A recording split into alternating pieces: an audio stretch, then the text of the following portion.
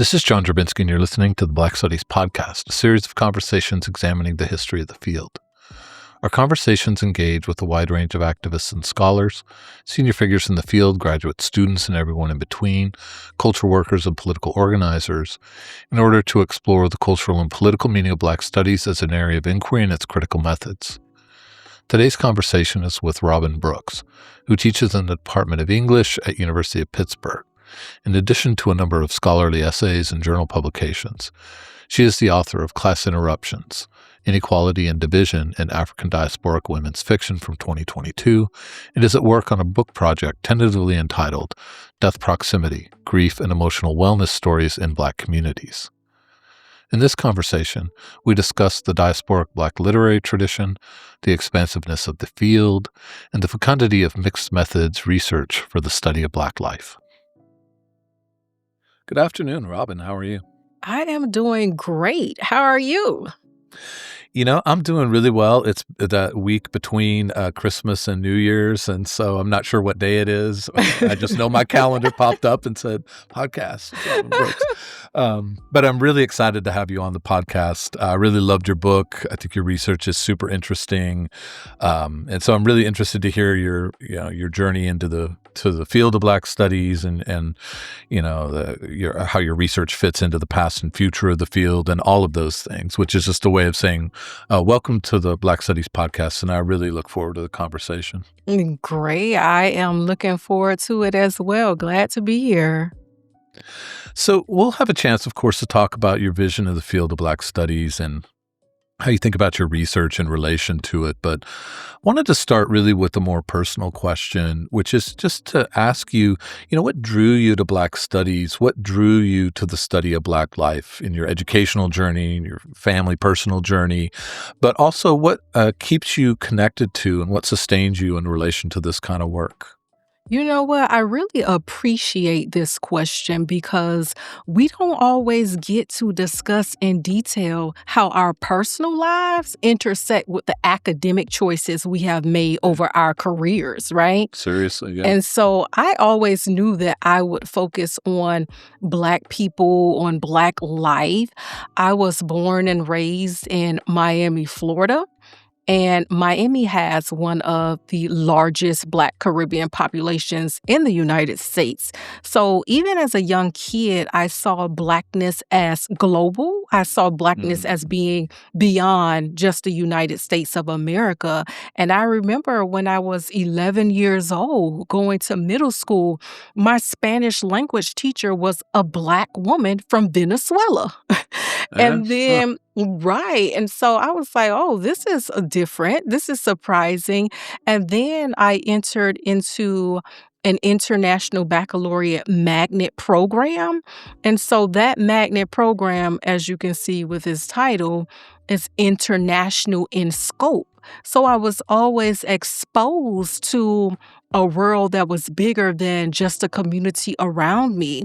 And in these courses, I would be in class with people whose parents were from all over the world and beyond just Black people. So this all really influenced me and shaped me. So when I got to undergrad, I chose English as my major. I never, ever changed my major or had doubts about my major. And at my university, you had to choose a minor if English was your major. And I didn't know what minor to choose. And so I certainly didn't even know that Black studies existed as a field. So I remember still speaking with an advisor who was a white woman, and she suggested that minor of Black studies. And I was like, whoa, what is that? It sounds really good. And so I guess based on what I was saying to her in that meeting, she could tell that I would like that minor. And she was correct. She was correct. And at that time, my university, I went to Florida State University for undergrad. And we only had a Black studies minor. So you couldn't major in Black studies. So that's where I was there. Like literally, this is like during the first semester of college. So I was sold on both English as my major and Black Studies as my minor. And during undergrad, I decided to enter into an honors program, the honors in the major program, and I had to write an honors thesis. And so I've always had a belief in cultural connection. I believe in being connected to your culture, no matter who you are. And I simply just didn't like that things associated with the continent of Africa were seen as bad. You know, when I would watch different TV shows or hear different things about the continent of Africa, it was always in a negative light, usually. Mm-hmm. And so for my honors thesis, I wanted to focus on African cultural traditions in literature. And so I wanted to reclaim this for myself in a sense. So I looked at influences of Africa on African American and Caribbean populations. And then you go from there, I decided to go to the University of Wisconsin-Madison to get my master's degree. And I got my MA degree in Black Studies with a focus on Yeah. literature. So I flipped it from undergrad. Nice. And when I was at Wisconsin, I developed that honors thesis into my MA thesis. So I just expanded it, made sure that it was on a graduate level, there. And so I continued on with this work and this desire of focusing on Black life, Black cultural traditions. And I took a break after I graduated from UW-Madison due to an experience, which is the impetus for my current book project on death. But after that break, I returned to school and got my PhD in English.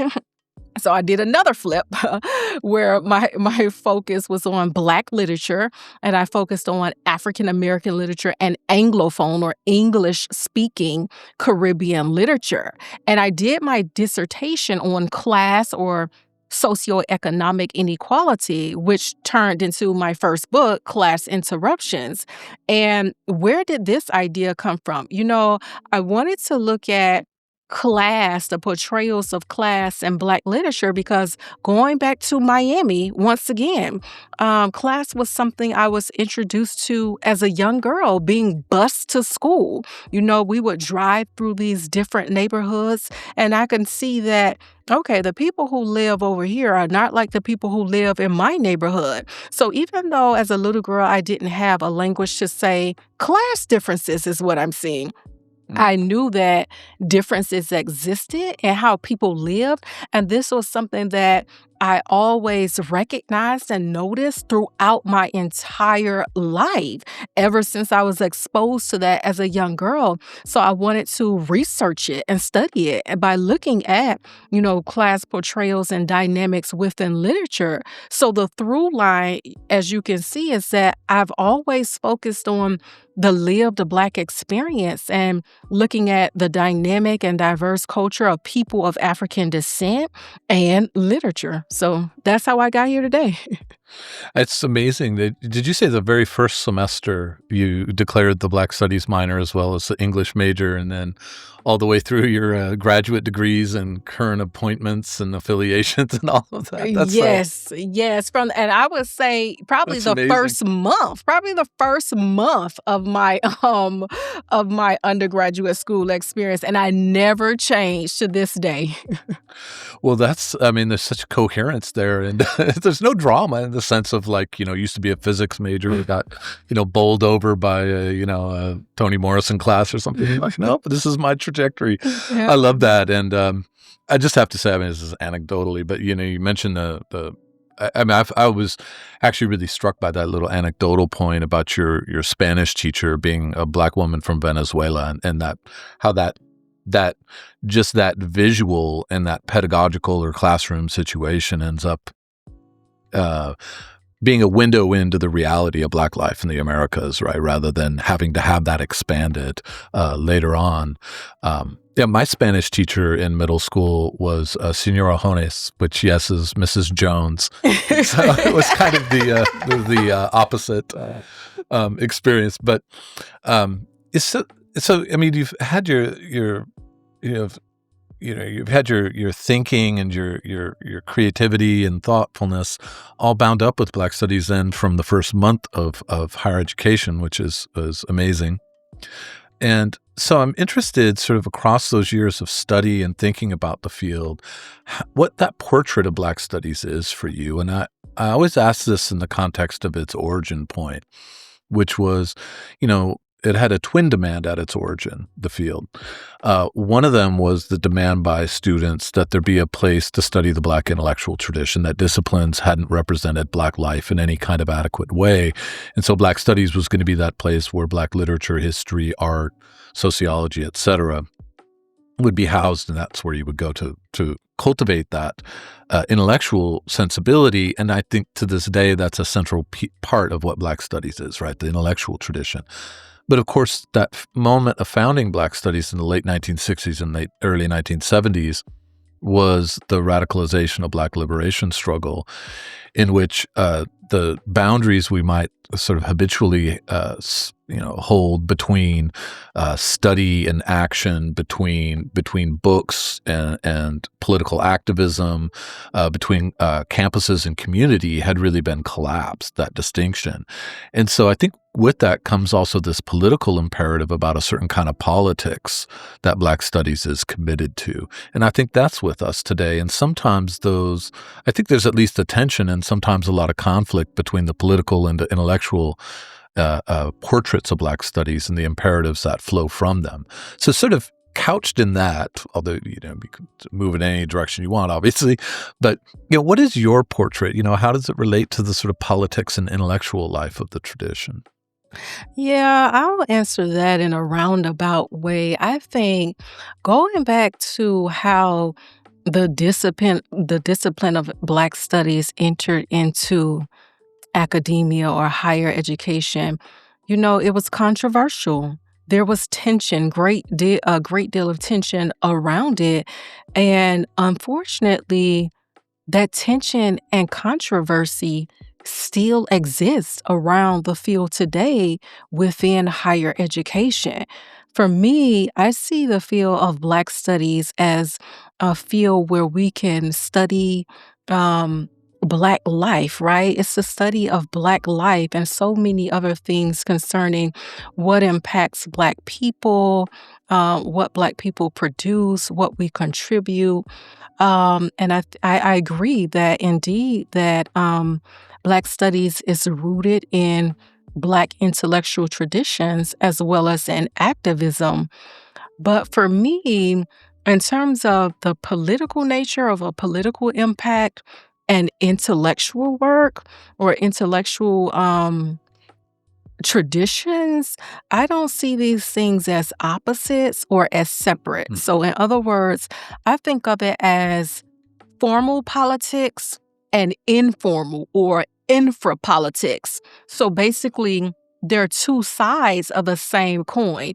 Yes, I recognize that what I'm saying um, could be seen as controversial to some, but for me, I see intellectual work and cultural representations as being a part of infra politics. And I think that theorizing, interpreting, knowledge production, these things are forms of action.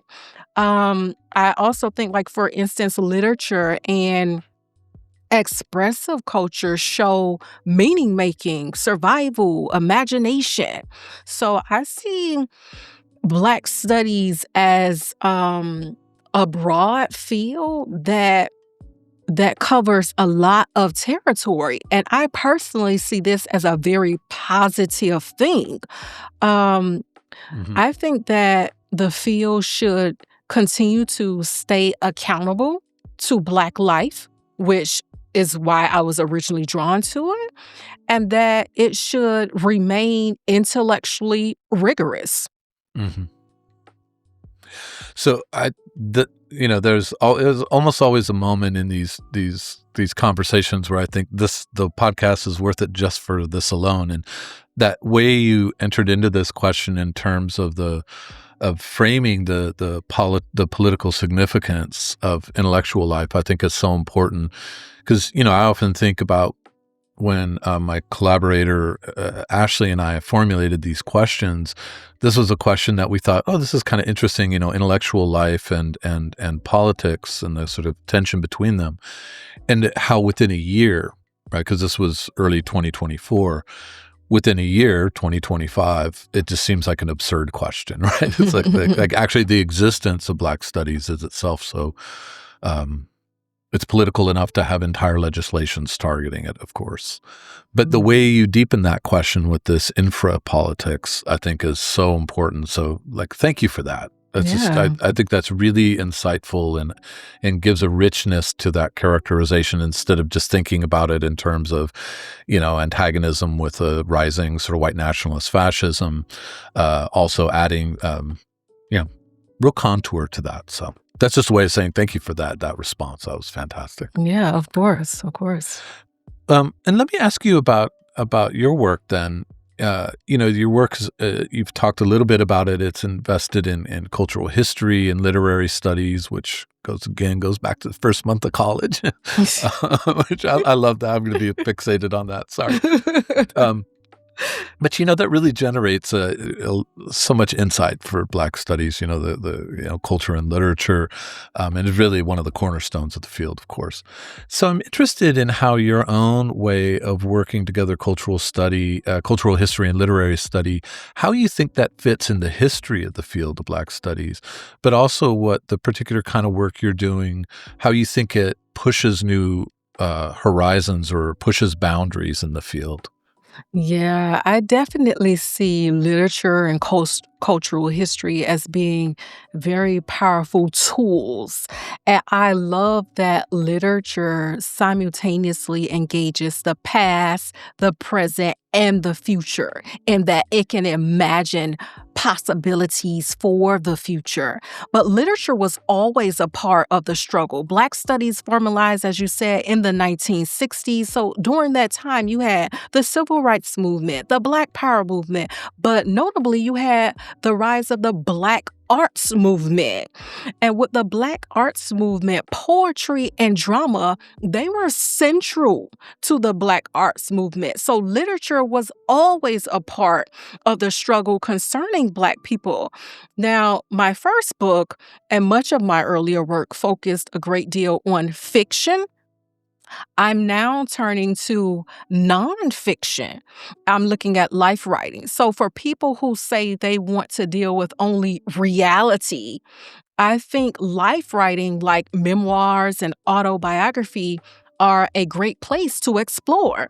This genre is allowing me the space and the foundation to address very serious and taboo topics and to bridge and connect different areas and even broaden our skill set in terms of tools we use in Africana studies, different theories or methods, etc. So it opens up new horizons in that sense. And I think that my work, sustains the relevance of the study of Black people and all things associated with Black life. So this is a gap that I see within Black studies as well as in literary studies concerning my newer work. And so I think that by continuing to stay engaged with what's going on in the contemporary period, that always allows us opportunities to expand it within the field and to continue to grow and to be a help to people, whether you are positioned specifically within Black studies or not. Yeah, no, thank you for that. And to the very first part of your question, or your response to the question, I think is so interesting. The emphasis that, while the Black Power and civil rights and its immediate aftermath, the Black Panther Party, all of these things are, iconically part of the founding of Black studies, the Black arts movement I'm so happy to hear you say that. I mean, I emphasize this with my students, and they're like, "What is the Black Arts Movement?" Which is great because then we get to talk a little bit about it. But if we just even think of the really singular contribution of Sonia Sanchez to the founding of Black Studies at San Francisco State, as well as at one of my former employers, Amherst College, and many other places, and all of her collaborators. I mean, I'm just picking her because she's one of my favorite writers. But that really, as you said, places the literary and the political in such intimacy, but also the way the Black Arts Movement is itself a response to a whole literary tradition, right? The mid-century, Richard Wright, Ralph Ellison, James Baldwin, but also Harlem Renaissance. And so, yeah, the way it sort of unpacks literature into that politics at the beginning of the field goes to your point about the infra-political. Right, right. And it's so interesting that you brought up Sonia Sanchez because I was recently invited by the Heinz Center in Pittsburgh to be a guest discussant on a film that focused solely on Sonia Sanchez. And of course, the Black Arts Movement, her role in Black studies in California, all of these things were a part of the film as well. And a big part of the film showed how she saw her work as being a part of the political and not separate from it, so it's just a different form, like what I was saying earlier, the formal politics and the infra politics. So yes, without a doubt. Which Sonia Sanchez film was it? Was it Bad Sonia Sanchez? Yeah, bad. I love that. I made my students watch it last semester. I made them. I think they liked it. It's first semester students, so I'm trying to get them to be like you, immediate Black Studies majors. Well, that was a good one because that one was nominated for a lot of different awards. But yep, that's precisely it. And you can't forget the title, all of the D's, the bad. Yeah, that's definitely the film.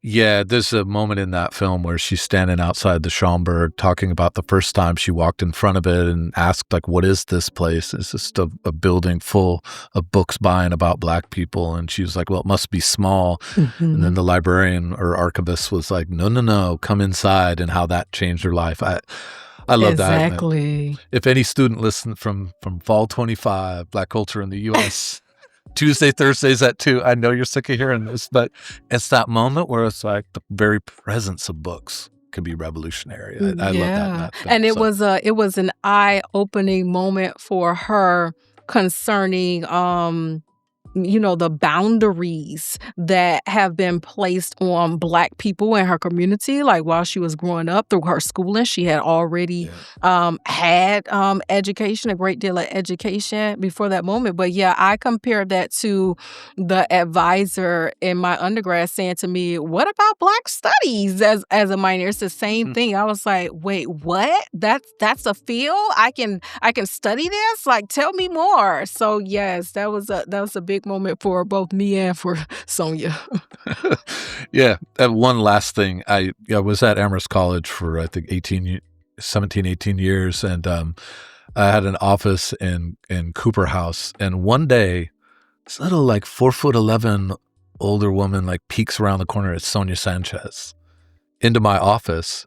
And she says, this used to be my kitchen and dining room when I lived here. And it turns out that was faculty housing when she was a professor at Amherst College. And I was like, well, first of all, Sonia Sanchez just walked into my office, which out of nowhere, she wasn't giving a talk or something. She had a lot of friends at University of Massachusetts, Amherst. So I think was visiting them, but ended up just unpacking this whole who was in the building and the politics and romances and all of that. Oh, wow. A whole little history lesson you got there that day.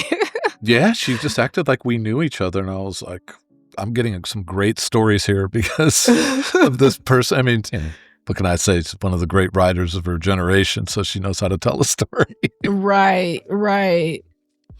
Well, let me ask then a little bit more about your work. You've talked about your educational journey. Your doctorate was in English. You had a master's degree in African American Studies at Wisconsin, and your current appointment has been in both English and Africana Studies. So you've really moved so much from disciplines and non-disciplines back and forth in your education and workplace. And I'm interested in how that movement across disciplines and multi or non or whatever you want to say disciplines.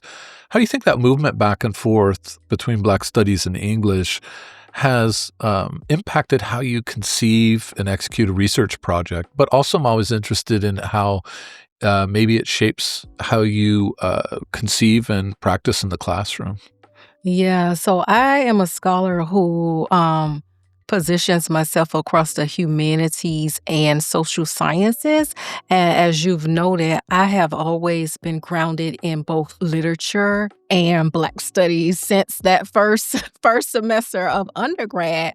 And I allow questions that I have about Black life to be the lead for me. So I don't see it as discipline versus non-discipline. I see it as an ongoing, interconnected conversation. And so even when my department changes, my commitments don't change. And so, yeah. And so I teach literature on people around the world.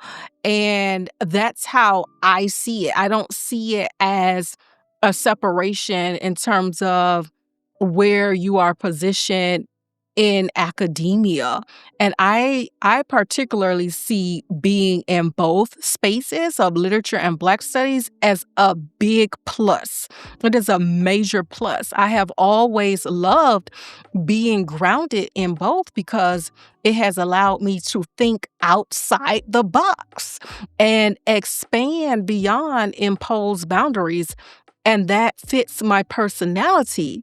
I don't like to be pigeonholed or have to stay within this particular container. And that actually, I'm type A. I'm definitely type A. So the fact that I chose my major and minor from the very beginning and I continue to work in that area today, that fits my personality.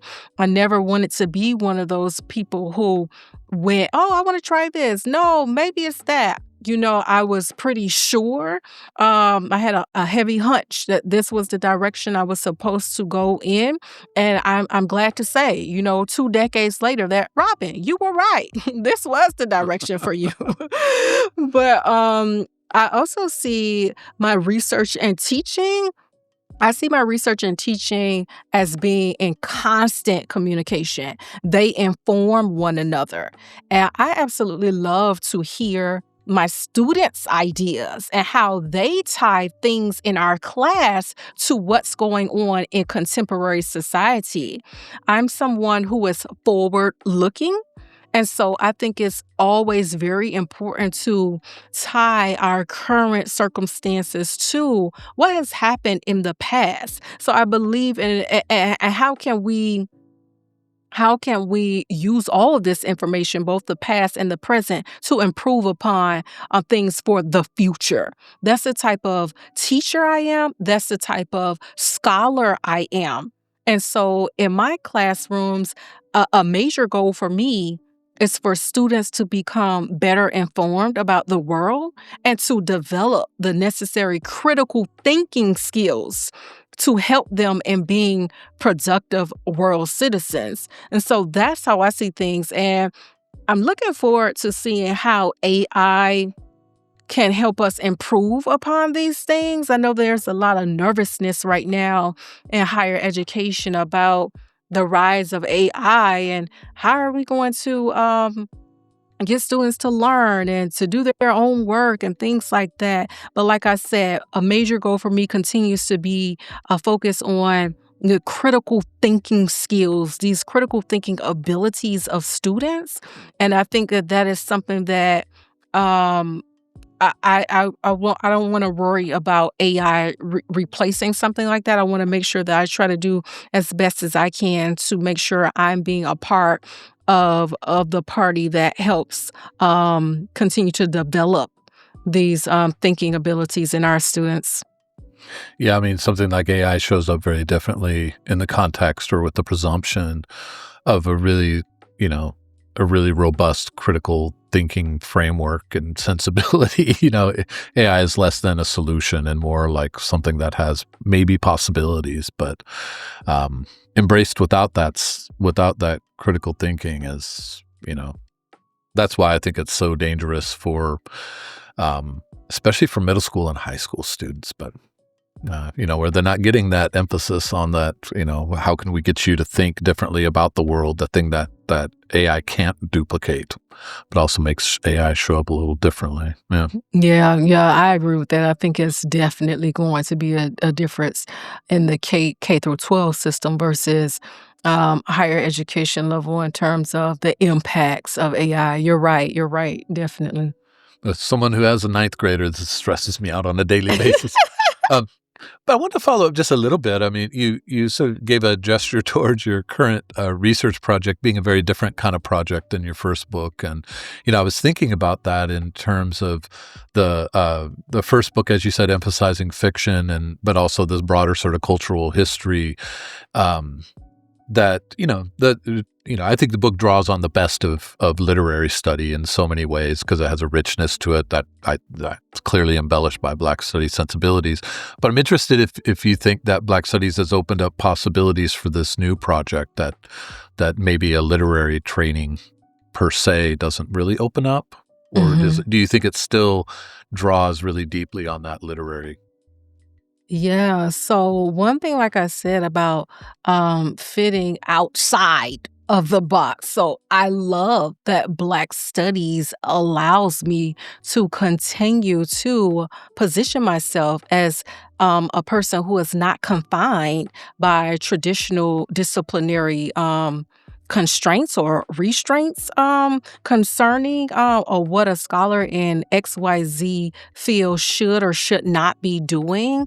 I feel that this current project that I'm working on is going even further than both literary studies and Black studies, and I absolutely love that because I'm entering into other realms, like the health humanities and other fields that engage this topic of death. Like the topic itself expands to a lot of different fields, but I see the grounding that I currently have in both Black studies and literary studies as being a great launching pad for this new work that is going to expand far beyond just literary studies and Black studies. And for this current project, I want to reach different audiences. I have a hope that this book will be of interest to people outside of academia as well. So I'm really looking at this current project differently from the way that I was looking at my first book project when I was a junior faculty member. You have to make sure that you check certain boxes so that you Yeah. can get tenured and promoted, right? And so I did that. And now that I'm a tenured associate professor, and yes, this current book will be a part of getting me to full professor, but I see this current project as far bigger because I want to spend a great deal of the rest of my career on this topic of deaf studies. So it goes beyond just this book for me. Yeah, I think back to your comment that about both teaching and research, that you let the question lead you and let your curiosity lead you. And I've always loved that about Black studies. I think it really invites that. But I've said this in other podcast episodes with people who teach in English, because I'm also in an English department.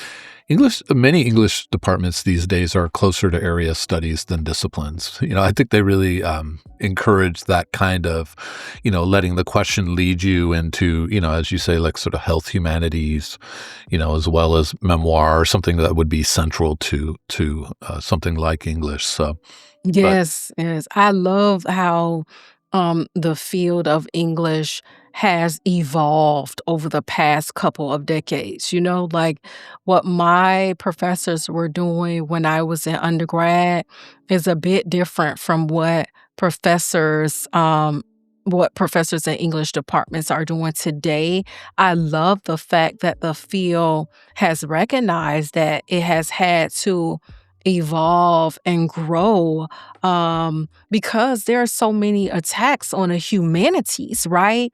So you're always put in a situation where you have to prove your relevance, And I think that by being broad in their reach concerning their research, English professors have done a great job over the years of expanding. I really, really love that because, again, that fits the way I see things and approach things. Yeah, I mean, my PhD is in philosophy. I haven't been in a philosophy department since 2002, I think. But one of the things that's always struck me is that in the ongoing, it's long-term, but ongoing and intensified crisis of the humanities, as you said, the English department's being expansive as a response. Philosophy departments have been restrictive as a response, and it's very interesting to see that difference. It produces completely different research results. It produces completely different classrooms, and you know, I think there's a reason why philosophy shrinks faster than English departments. I mean, there's some practical reasons around composition classes always needing to be taught, but I think that expansiveness of English is both an important response to a crisis of the humanities, but also recognition that so many people, so much literary research into particular figures ends up getting into letters and newspapers and, radio recordings and all of these. It's already multidisciplinary at some level. Yeah. Right. And I see that as a good thing. Yeah. Absolutely. Well, let me ask you as one of the last two questions, sort of big speculative question about the field of Black Studies. What do you think that the field has historically done well, and what do you think it has not done particularly well? Yeah, I think for the field of Black Studies, I think that the fact that this field has always centered Black life, I love that. I love that. And I love how the field continues to demonstrate that Black life is worthy of study. These are excellent things. I love how Black Studies has preserved Black intellectual traditions and continues to do that. And I love, too, that it remains responsive to contemporary issues. So you have people broaching into environmental studies and the prison system and even artificial intelligence. I love that the field continues to remain responsive to what's going on in the now. And I think that something that we talked about earlier when we were talking about some of the foundational goals or objectives of the field related to the community engagement, right? Mm-hmm. And I think that could be seen as a challenge today, this sustaining deep community engagement. I can see people saying that is a challenge because we have to think about all of the different institutional metrics that don't reward community engagement. And yes, there are some universities, including mine, that are trying to figure out ways of quote unquote rewarding professors for doing community engagement. But we know that community engagement is still not seen as important, or it doesn't give you as many, points as other Mm-hmm. areas Mm-hmm. that you do in your research, your teaching, and your service.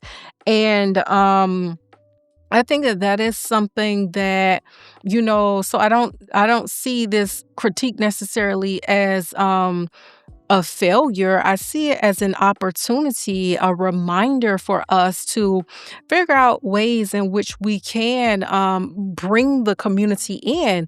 And now, and look at my situation. It's like now that I'm a tenured associate professor, right? I've met a great deal of those institutional metrics already, so I can be a little bit more expansive in what I want to Mm-hmm. study. That's what I'm doing in my current book. My current book is on death and grief in Black communities. And the book is based on interviews that I'm doing with people in Black communities. So part of the book is based on these interviews with people who have lost a loved one and death work professionals, like people who are death doulas or work in a funeral home or work in a cemetery. And the other part of the book looks at Black memoirs, and I'm looking at how death is explored in these published works in comparison to how it's talked about and discussed in the interviews that I've done. And I've done over 50 interviews at this point. So I'm doing knowledge production with, Black communities and not just about Black communities. But I must say to you, it's very time consuming. Yes, all research is time consuming, but this is a different type of research, right? You have to find the people, you have to advertise, you have to, pay for travel to the different locations to get the interviews. There's a lot that goes into this. And for the field of Black studies and literary studies, like I said, I'm bridging into ethnography, right? Is really what I'm doing. So you have anthropology and sociology. So there's a lot going on that I'm doing in just this one project. And the project does center, again, the lived experiences of Black people. And it centers care and also narratives, whose stories get told, and which stories are the most significant and why, and which stories are not told and why.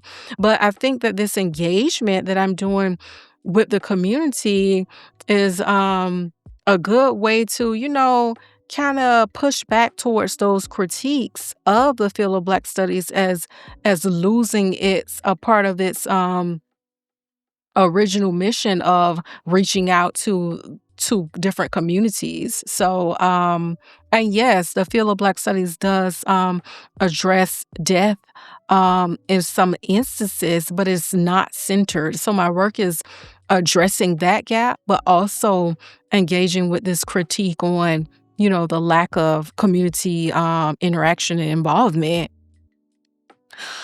I mean, I know you don't need to extra pressure, but just a little extra pressure. You got to finish this book. This is going to be so interesting. Hurry up. It is. That's what I'm thinking too. And I'm like, this is just the data collection stage, like the interviews and stuff. That's just the data collection stage. Then you have to go into the deep analysis and the comparisons and things like that. But I'm super excited about the book. And remember what I said to me, yes, this book will be a part of my promotion of full professor, but I am doing deaf studies far beyond this book. So this is something that I'm going to be doing for a great chunk. Remember how we talked about from that first month of undergrad, how I stuck to it. So deaf studies is now that new thing for me where I have latched on to deaf studies, and this is something that I am going to be doing for a number of years, various projects. Well, I also just want to note, because I say this regularly to colleagues when they get tenured.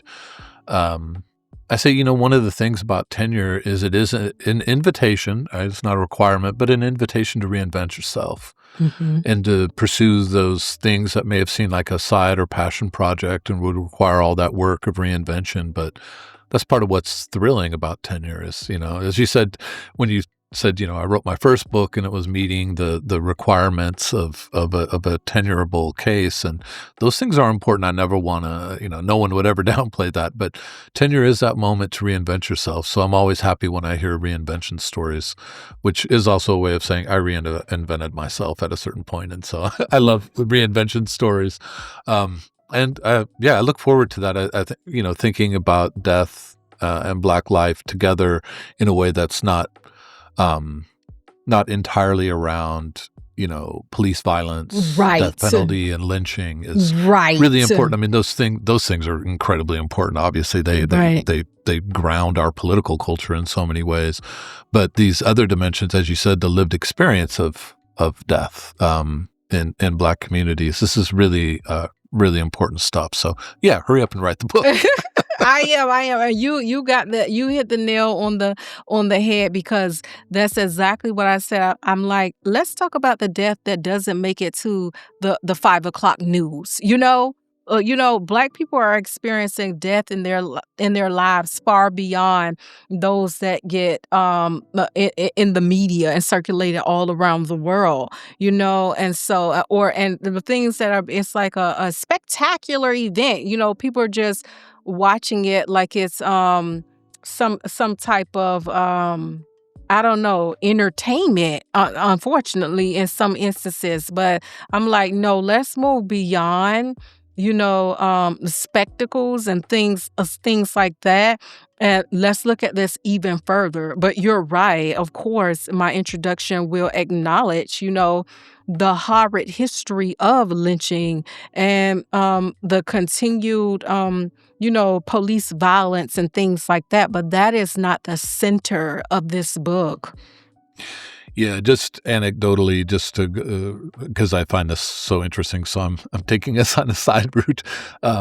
But I regularly teach a class on Spike Lee's cinema, and I spend a lot of time on his documentary Four Little Girls. And the thing that students regularly come back to is that if they knew anything about the Birmingham church bombing, they knew about it as a political moment, political violence, a spectacle, as you put it, right? The spectacular nature of the death. But what Lee does is draw us into the intimate life of those deaths, what it meant to live as the parent or the friend or the cousin or the sister, and the long legacy of that mourning and that thoughtfulness and that existential experience of death. And the students are overwhelmed by it, and they have this moment, I don't have to say it because Spike Lee kind of makes them say it to themselves, which is every spectacular death has this as well. Right. This other dimension that we're not looking at. Right. Yeah. So again, hurry up with the book. And then let me ask you this last question. Then maybe you've already given some indication of an answer, but in a sort of Black Studies context, what is the question you would want us to be asking, or the issue you would want us to all be thinking about? Yeah, I think right now at this moment where we are, I think that we need to be asking questions and thinking about how does Black studies sustain itself amid political attacks on its legitimacy? Like I said, I was shocked that I could even explore Black studies a couple of decades ago.